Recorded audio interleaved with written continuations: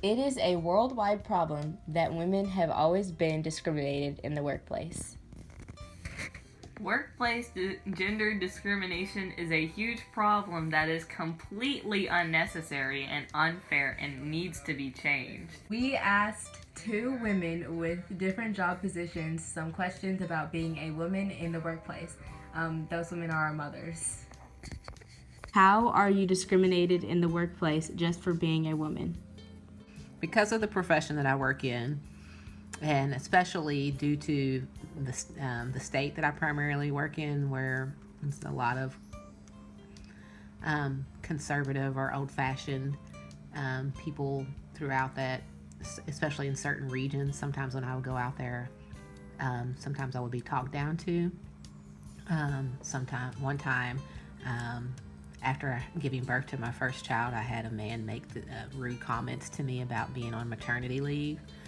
And a lot of times, not only because I'm a woman, but also a woman of color, and I guess because of my appearance, because I'm kind of short and I look younger, a lot of people don't think that I am that I'm an attorney. So I get mistaken or for not being an attorney, and people being shocked.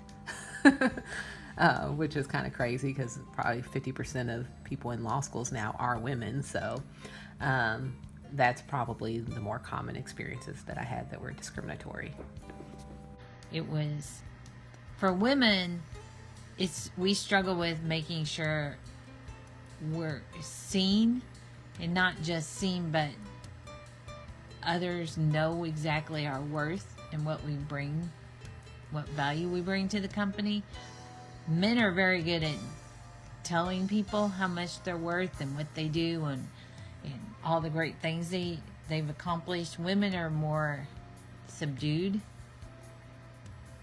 And if they're not, then they become the witch that roams through the hallways and doesn't play nice, but it's a different set of rules for women versus men. According to Abby Hayes on Doug Roller, the average wage gap in most populations in 2019 is that women make 77 cents to a man's dollar. Women of color make even less. We asked our two interviewees about this. Do you make the same amount of money compared to your male coworkers in the same work position as you? No. I may make the same amount of money in the same position, but for the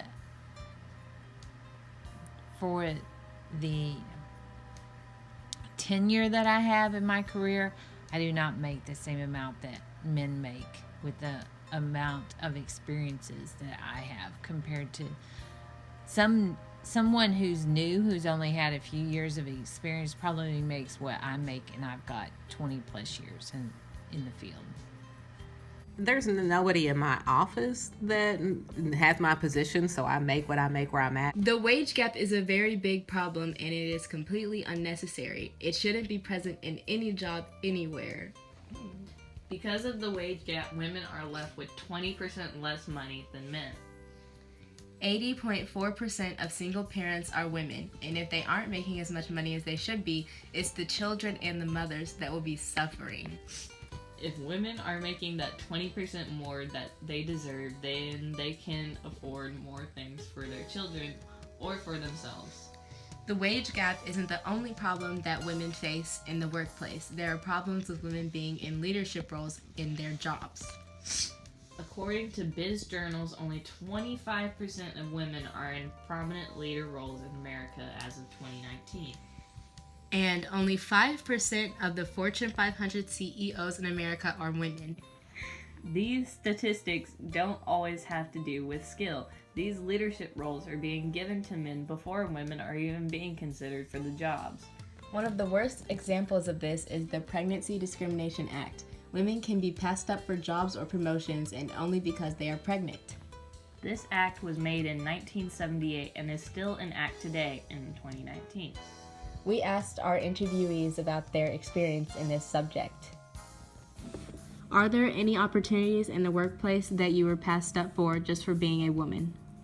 I worked at an ice cream place, and pretty much all the employees were women, or we were there were a couple of older women, and then most of the rest of us were teenagers. It was our after school job. And when you'd work in the evening, it was always the tradition that the person who had been there or had been employed the longest would be the supervisor for the night, and I had been there the longest, so typically I was the person who would be the supervisor for the other employees in the evening. Well, then at one point, a guy got hired and started working with us, and after only being there for a little bit, then he started to get that job of being the supervisor, and with that came working a longer shift, so you made more money.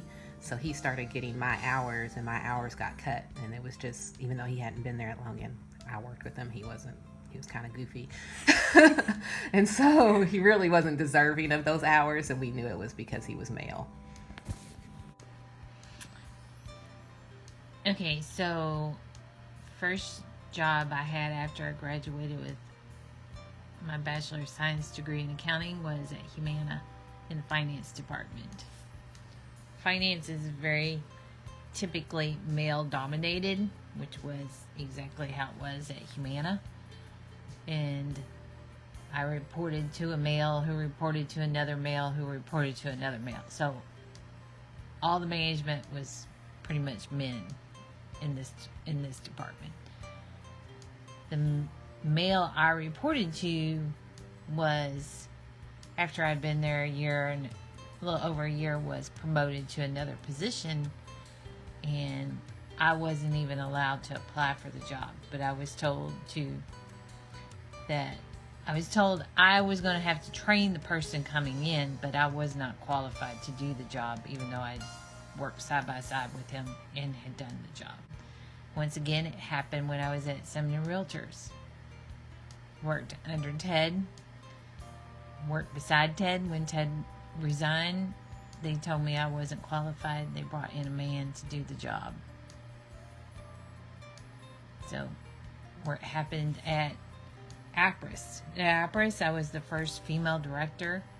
I was typically the only woman sitting in the room during meetings most of the time, and then when I was promoted, I had to fight much harder for the job than any other man.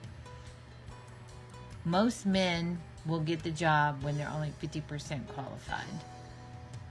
Women won't get the job until they're at least 90 to 100% qualified, that they can prove they've done everything that's on the job description.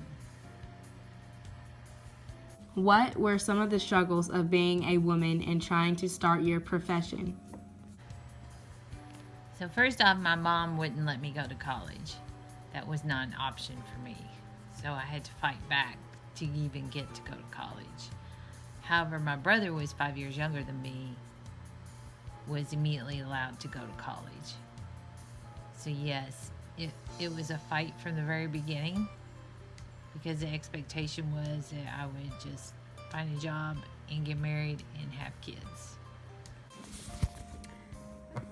Some of the struggles being a woman in my profession, a lot of it surrounds trying to balance being a mother with having a career, and a lot of times the profession that I am isn't supportive of that and wants you to put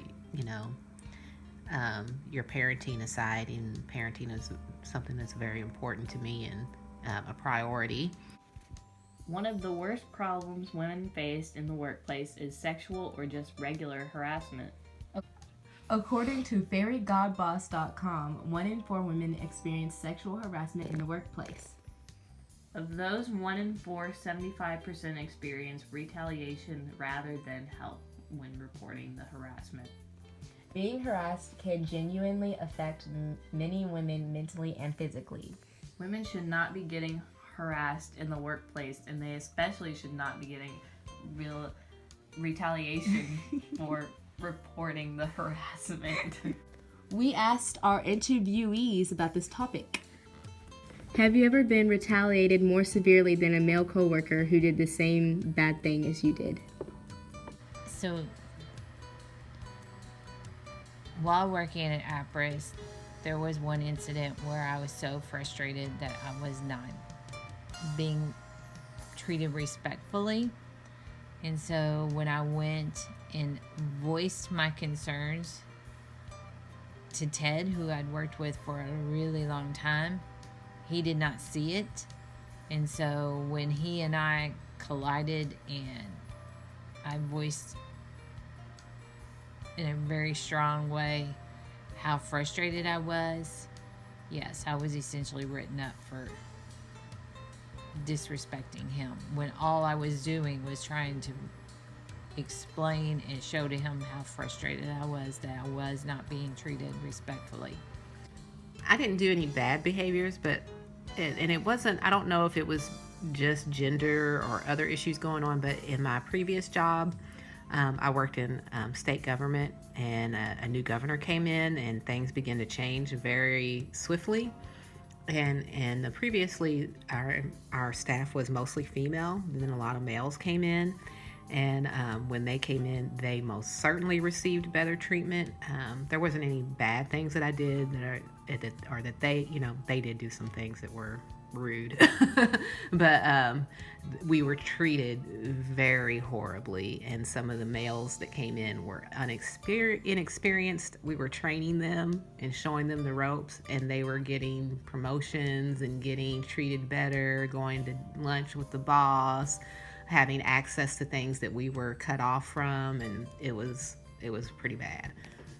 Have you ever been harassed by male coworkers? Okay, I've never been overtly harassed, but I've dealt with men who make you uncomfortable in the workplace, doing things like calling you honey and sweetie, or a little girl. Sometimes being physically imposing, standing too close to you or touching you when you don't want to be touched, being hugged when you don't want to be hugged, those kind of experiences. Some may say men get paid more because they work harder or are stronger than women. But this isn't a valid reason to pay women less or treat women as less, because it is an opinion, a sexist opinion. The major solution to these issues is to have an act in place that makes it illegal to pay a woman less than her male counterparts who work in the same position. But an easier solution that any woman can do is stand up and speak out whenever they aren't being paid as much as the men in the same position, or when they're being treated disrespectfully in their workplace.